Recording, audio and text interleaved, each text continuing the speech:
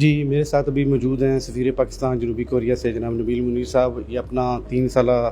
جو ہے وہ ٹینور پورا کر کے ابھی پاکستان واپس جا رہے ہیں. ہم ان سے جانیں گے کہ پاک کوریا تعلقات میں ان کے دور میں کیا بہتری آئی، اور FTA کے حوالے سے ہم ان سے بات کریں گے کہ پاک کوریا جو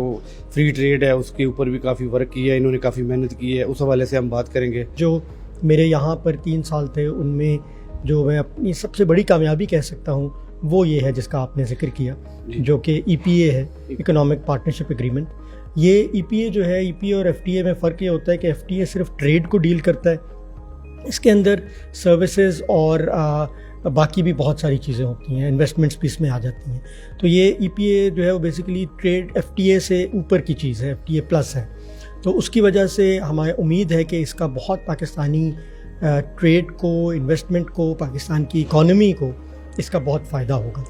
اس میں جیسا آپ کو شاید معلوم ہی ہو کہ منسٹر آف کامرس صاحب ہیں جو جام کمال صاحب، وہ انشاءاللہ یہاں پر تشریف لا رہے ہیں، اور 8 یا 9 جنوری کو انشاءاللہ یہ ان سے فارملی سائن ہو جائے گا EPA. یہ EPA جو سگنیچرز ہونا ہے یہ ہماری نیگوسیشنز کو سٹارٹ کرنے پہ سائن ہوگا. ہمیں امید ہے، اور کورین گورنمنٹ نے بھی ہمیں 2-3 دفعہ یہ میسج دیا ہے کہ وہ یہ جلدی کرنا چاہتے ہیں. وہ چاہتے ہیں کہ یہ اسی سال کے اندر ہم یہ اس کو فائنلائز کر کے سائن کر دیں. گندھارا تو یہ ہے کہ ہماری ایک ایسی جس کو میں ہڈن جیم کرتا ہوں کہ ایک ایسا ہمارا زبردست جواہر اور لال ہے جو کہ لوگوں کو پتہ نہیں ہے باہر. تو ہم نے کوشش کی ہے کہ یہاں پر، کیونکہ جیسے آپ کو معلوم ہے کوریا میں بدھزم بہت زیادہ ہے، اور یہاں پر ان کو اندازہ نہیں ہے کہ اکثر اگر آپ کسی کورین سے عام بات کریں تو ان کو یہ نہیں پتہ کہ جہاں پر کوریا میں جو بدھسٹ ریلیجن آیا تھا وہ سوات سے آیا تھا. سوات کے ایک مونک تھے، مونک ماراناتھا، وہ یہاں پر لے کے آئے تھے بدھزم کو، اور اس کی وجہ سے ان کے بہت جو بدھزم کے روٹس ہیں وہ ہمارے علاقوں میں پائے جاتے ہیں. پھر ہمارے پاس ان کے بہت سے ریلکس، جن میں سب سے بڑا ان کا جو بہت جو امپورٹنٹ ریلک سمجھتے ہیں وہ فاسٹنگ بدھا ہے، جو مجسمہ ہے بدھا کا، جو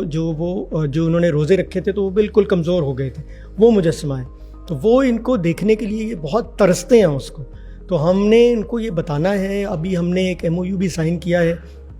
جس میں ہماری یہاں پر کورین فرمز جا کے وہاں پر ہمارے جو گندھارا کی بڑی جگہیں ہیں جو ان کے ریلیجس ٹورزم کے لیے جو استعمال ہو سکتی ہیں، وہاں پر جا کر یہ فیسلٹیز ڈیولپ کریں گے تاکہ وہاں پر جا کر یہ کورین ٹورسٹ رہیں، وہاں یہ گندھارا کا کلچر دیکھیں، اپنے بدھزم جہاں سے آیا اس سارے کو دیکھیں، وہاں پہ جو اسٹوپاز بنے ہوئے ہیں ان کو دیکھیں، اور اس سے ہماری ایک تو ٹورزم کا بہت فروغ ہوگا. ہمارا ایک کلائمیٹ چینج کا ڈائلاگ ہے،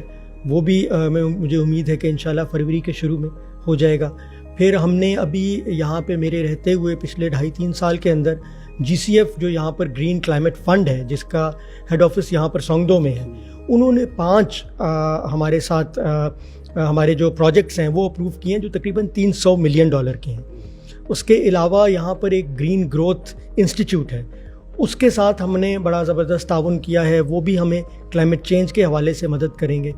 ہمارا کاربن کریڈٹس کے اوپر گورنمنٹ آف کوریا کے ساتھ ایک ایگریمنٹ ہے، وہ فائنلائز ہونے والا ہے. اس میں ہمیں جو ہے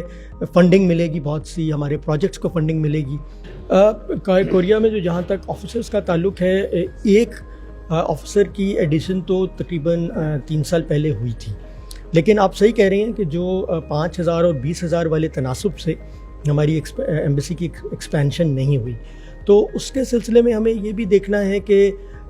پاکستان کے اکنامک حالات بھی بہت اچھے نہیں ہیں، جس کی وجہ سے ہمارے پاس اتنا زر مبادلہ نہیں ہوتا کہ ہم اپنی ایمبیسیز کو ایکسٹینشنز اور ایکسپینشن کر سکیں. تو ہماری کوشش یہی رہی ہے اور آئندہ بھی انشاءاللہ یہی رہے گی کہ ہم اپنے محدود وسائل کے اندر رہتے ہوئے، انہی وسائل کے اندر رہتے ہوئے پوری کوشش کریں کہ پاکستانیوں کے مسائل کو بھی حل کریں، ان پہ پوری توجہ بھی دیں، اور ان کے جو مسائل کوریا سے گورنمنٹ سے ریلیٹڈ ہیں ان کو کورین گورنمنٹ تک بھی پہنچائیں، اور ان میں بھی ان کی جہاں تک بھی ہو سکے ان کی رسائی بھی ممکن بنائیں اور ان کے لیے آسانیاں بھی پیدا کریں.